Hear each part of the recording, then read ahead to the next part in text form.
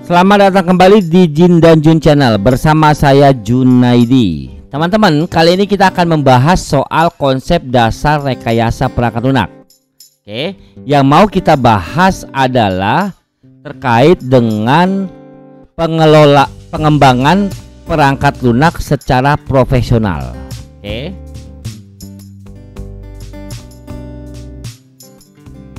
Pengembangan perangkat lunak secara profesional itu kita coba berangkat dari kondisi aktual yang saat ini, teman-teman. Gitu ya. Begini kondisi aktualnya. Perekonomian semua negara maju bergantung pada perangkat lunak. Saat ini sudah dapat dipastikan baik negara maju, negara berkembang, atau negara yang sedang mau maju mau berkembang, itu sudah mulai bergantung pada perangkat lunak, guys. Perekonomian, contoh perbankan udah pakai sistem perangkat lunak, guys. Beberapa perusahaan retail penjualan udah pakai sistem perangkat lunak, guys. Layanan publik udah pakai sistem perangkat lunak, guys. Toko online, nah itu perangkat lunak, guys. Oke. Nah, bahkan transportasi ojek online sudah pakai sistem perangkat lunak. Jadi mulai nih ke arah ke depan sana, perekonomian semua negara maju bergantung pada perangkat lunak. Oke. Lalu apalagi, guys? Semakin banyak sistem yang dikendalikan oleh perangkat lunak sekarang. Coba, hampir semua sudah pakai perangkat lunak, guys. Sistem keamanan gedung, sistem parkir, keamanan rumah, sistem layanan tol. Udah pakai e-tol, guys. Udah nggak ada orang, pakai kartu ditempel, gardunya terbuka, itu sudah pakai perangkat lunak.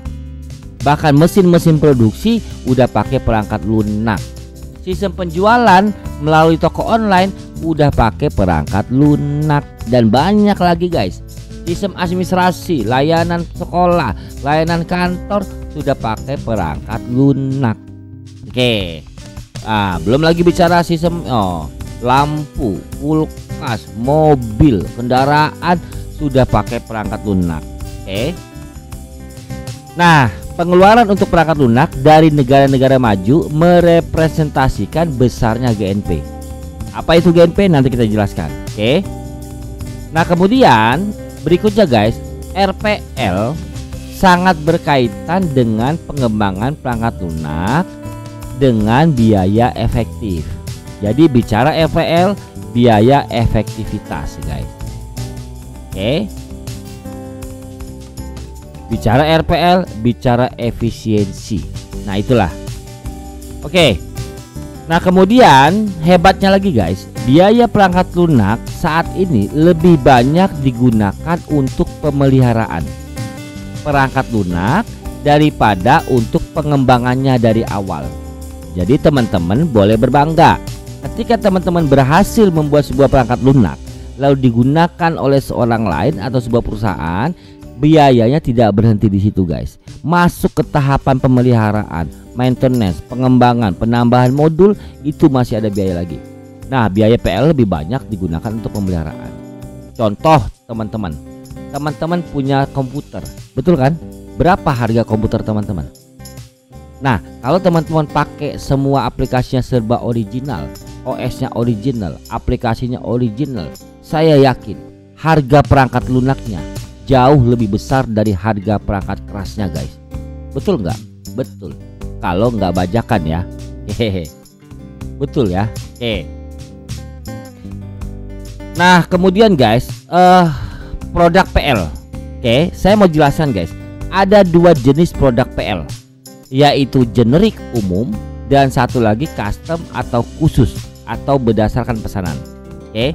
Nah, perangkat lunak jenis generik itu PL yang dibuat oleh perusahaan pembuat PL untuk dijual kepada publik. Oke. Artinya apa? Artinya pengembang semua spesifikasi produk dari perubahannya ditentukan oleh perusahaan pembuatnya, oleh pengembang, guys. Oke. Mereka nggak nanya kepada teman-teman mau butuh apa. Mereka hanya buat dan teman-teman menggunakan. Betul nggak? Contoh, sistem operasi yang teman-teman gunakan di laptop sekarang Oke, bisa Linux, bisa Windows, bisa iOS, bisa Chrome OS. Apakah mereka sempat bertanya kepada teman-teman apa yang harus ada di sebuah sistem operasi? Tidak. Tapi apakah yang mereka buat teman-teman butuhkan? Butuh. Nah, itu artinya mereka membuat berdasarkan apa yang mereka tentukan, dan mereka tentunya tidak serta-merta membuat sesuatu tanpa melalui analisa dan survei. Yang pasti itu bisa teman-teman gunakan, dan kenyataannya teman-teman butuh fitur itu. Nah, itulah jenisnya generik guys. Microsoft Word yang teman-teman gunakan, Google Dokumen yang teman-teman gunakan, Microsoft Excel, Spreadsheet, PowerPoint, Google Slide yang teman-teman gunakan, mereka tidak pernah bertanya kepada teman-teman butuhnya apa, tetapi teman-teman gunakan karena kebutuhan teman-teman ada di situ. Nah, itulah generik guys. Oke.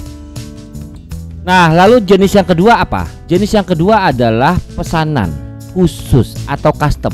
Nah, ini perangkat lunak yang dibuat berdasarkan pesanan pelanggan. Contoh misalnya teman-teman pernah lihat sistem informasi penjualan toko XYZ. Nah, itu. Nah, biasanya yang berdasarkan pesanan ada embel-embel nama perusahaannya lah gitu ya. Sistem informasi penjualan toko XYZ berarti punya si itu, dibuat atas dasar pesanan si toko tadi. Teman-teman di sebuah sekolah, sebuah kampus punya sistem informasi sendiri. Nah, itu jenisnya pesanan guys, custom. Oke, sistem informasi penerimaan siswa baru Universitas XYZ. Nah, itu berarti dibuat berdasarkan pesanan guys. Oke, nah itulah jenisnya custom. Nah, kalau yang pesanan ini guys, semua spesifikasi produk dan perubahannya ditentukan berdasarkan permintaan dari pelanggannya. Gitu. Jadi perbedaan yang signifikan adalah kalau yang generik itu ditentukan oleh pembuatnya spesifikasinya, tetapi kalau yang custom spesifikasinya ditentukan oleh pelanggan. Nah, itu generik guys. Oke. Nah, berikutnya guys, kita coba mengenal beberapa atribut penting dalam perangkat lunak. Yang pertama, maintainability atau pemeliharaan. Apa itu maintainability atau pemeliharaan? PL harus dibuat sedemikian rupa sehingga usaha untuk mengubahnya menjadi lebih mudah. Oke. Jadi kalau teman-teman buat produk nih, harus mudah untuk di maintainability, harus mudah untuk dirawat, harus mudah untuk dimodifikasi, harus mudah untuk ditambahkan, disesuaikan, dihapus, dihilangkan. Nah, itu sisi maintainability. Oke.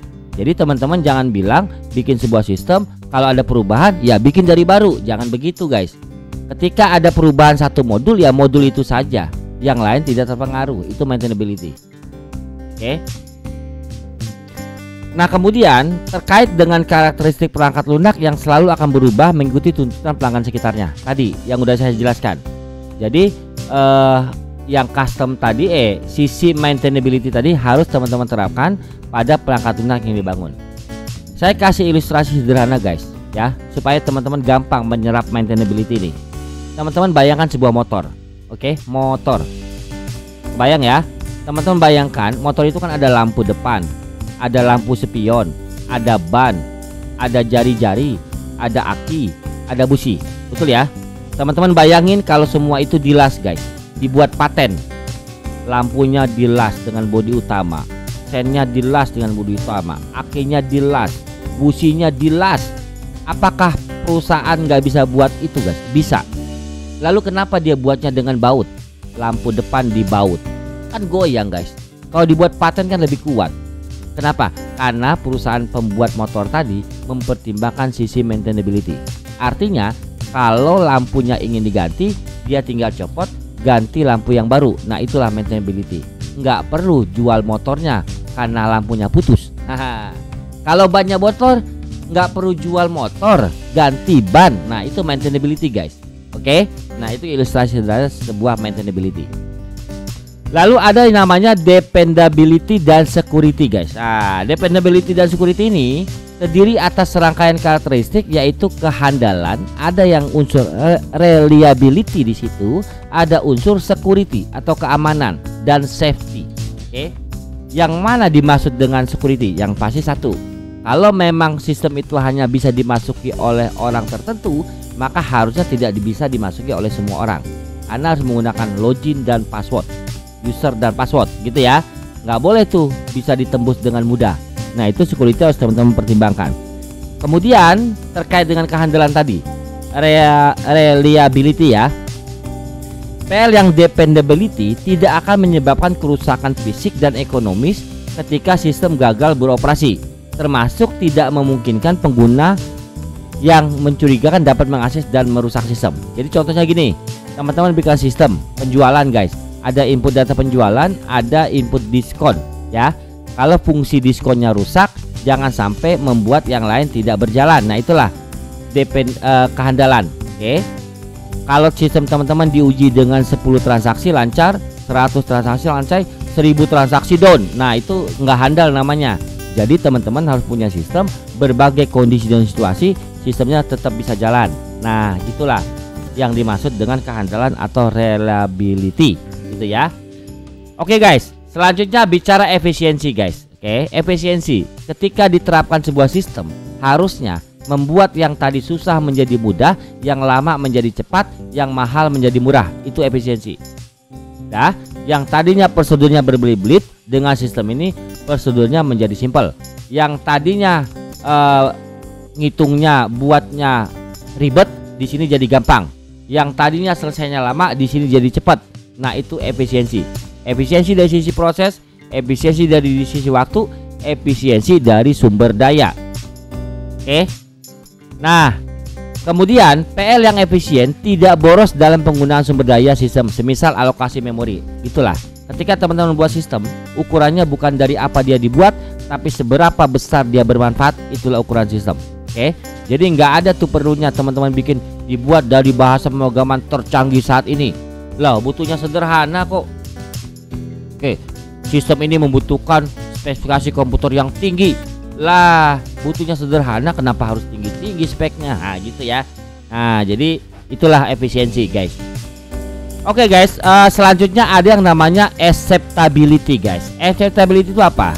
Terdiri atas serangkaian karakteristik, yaitu understandable, usable, compatible dengan PL lain yang digunakan oleh pengguna. Jadi contoh gini, teman-teman bikin sistem yang sebelumnya sudah ada, lalu ingin menambahkan sistem yang baru, harusnya sistem yang baru bisa terintegrasi dengan sistem yang sudah ada. Atau gini, teman-teman punya sistem dan punya komputer yang sudah ada, harusnya sistem yang teman-teman buat bisa berjalan di komputer yang sudah ada, tidak harus menambah komputer yang canggih lagi. Nah, teman-teman, perusahaan tadi udah punya printer, harusnya sistem teman-teman bisa menggunakan printer yang sudah ada. Nggak perlu bikin printer khusus untuk bisa menjalankan sistem ini. Nah, itu yang namanya acceptability. Oke. Nah, PL yang acceptable harus dapat diterima oleh jenis dan sifat pengguna tempat PL tersebut. Acceptable juga termasuk juga teman-teman memperhatikan faktor pengguna. Penggunanya kira-kira cowok apa cewek, umurnya berapa, tingkat pendidikannya apa. Nah, itu mempengaruhi guys, gitu ya. Jangan sampai sistem yang teman-teman buat malah sulit digunakan oleh pengguna. Itu berarti teman-teman tidak memperhatikan faktor acceptable pengguna, gitu ya. Jadi lihat tingkat penggunanya. Oke guys. Nah, lalu ada proses perangkat lunak guys. Ada aktivitas dasar dari proses perangkat lunak ini. Ada yang namanya spesifikasi perangkat lunak. Oke, di awal sudah pernah saya bahas atau pada video sebelumnya. Apa itu spesifikasi guys? Pendefinisian bersama antara pelanggan dan pengembang terhadap perangkat lunak yang akan dibuat, berkaitan dengan kemampuan perangkat lunak, batasan dan operasinya. Jadi gini guys, kalau teman-teman mau bikin sistem, teman-teman harus libatkan pengguna untuk nanya, Bapak mau apa? Bapak mau seperti apa? Ibu mau seperti apa sistemnya? Harapannya bagaimana? Nah, batasannya seperti apa? Apa yang nggak boleh, apa yang boleh? Nah, itu harus melibatkan pelanggan guys. Itu namanya prosesnya spesifikasi perangkat lunak. Nah, setelah spesifikasi perangkat lunak selesai, baru teman-teman masuk ke tahapan pembangunan perangkat lunak. Nah, tahapan pembangunan perangkat lunak mulailah dirancang guys, berdasarkan spesifikasi tadi. Kalau udah selesai guys, perlihatkan apa yang dirancang kepada pelanggan. Tanya, udah sesuai belum? Ada nggak yang diminta tapi tidak ada? Ada nggak yang nggak diminta tapi diadain? Nah, kalau ada, sesuaikan. Nah, proses mempertanyakan, memperlihatkan kepada pelanggan tadi, itu namanya proses validasi perangkat lunak. Setelah validasi guys, setelah validasi lalu terjadi, lah ini saya nggak mau, kan nggak saya minta, kenapa ada gitu ya? Loh, yang saya minta kok nggak ada? Loh, kok ini nggak berfungsi? Nah itu, ketika ada ketidaksesuaian, maka teman-teman perbaiki dong supaya sesuai dengan apa yang dia minta. Nah, proses itu namanya evaluasi, guys. Itu namanya proses evolusi perangkat lunak, yaitu perubahan perangkat lunak untuk mengikuti tuntutan perubahan dari pelanggan maupun tuntutan perubahan dari lingkungan sekitar. Nah, evolusi. Jadi ada 4 tahap nih, guys. Spesifikasi, implementasi, validasi, dan evolusi. Tonton lagi video ini, guys, kalau pembicaraan saya terlalu cepat, karena ini bisa di pause sebenarnya. Oke. Nah, berikutnya, guys, kita jenis-jenis aplikasi perangkat lunak. Saya tidak akan bahas dalam, guys, seperti apa jenis-jenisnya dan contohnya. Saya hanya sebutkan saja. Oke. Ada aplikasi berdiri sendiri atau stand alone. Ada juga namanya aplikasi berbasis transaksi atau interaktif. Nanti teman-teman explore lah seperti apa contohnya. Ada yang sistem kendali tertanam, ada aplikasi sistem pemrosesan batch, ada juga aplikasi yang sistem hiburan, ada juga sistem untuk pemodelan dan simulasi. Teman-teman ngerancang desain pakai aplikasi dong. Nah itu. Nah, ada juga sistem pengumpulan data. Teman-teman isi formulir pendaftaran sekolah, seminar. Nah itu pengumpulan data. Ada juga sistem dari beberapa sistem yang lainnya, guys. Oke. Nah, berikutnya kita bahas soal RPL berbasis web, guys. Jadi rekayasa perangkat lunak berbasis web. Saat ini web menjadi plafon utama untuk menjalankan sistem PL, guys. Semua udah berbasis web. Kenapa? Bisa diakses di mana saja dan kapan saja, dari mana saja. Oke. Banyak organisasi lebih banyak mengembangkan PL berbasis web daripada aplikasi berdiri sendiri, aplikasi lokal. Udah begitu kondisinya, guys. Oke. Kemudian layanan web service memungkinkan fungsionalitas aplikasi dapat diakses melalui web. Itu fenomenanya. Nah, kemudian komputasi awan atau cloud yang merupakan pendekatan yang memungkinkan layanan-layanan fungsional dapat dijalankan dari jarak jauh melalui cloud lah. Gitu, oke. Nah, itu yang dibilang dari mana saja, kapan saja gitulah ya. Oke. Nah, pengguna tidak perlu membeli perangkat lunak, guys, melainkan hanya membayar sesuai fungsionalitas yang digunakan. Gitu. Jadi kalau teman-teman bangun web nih, ada aplikasi tertentu, ya udah teman-teman sewa aja, teman-teman nggak perlu buat karena dia sudah menyiapkan. Gitu, guys.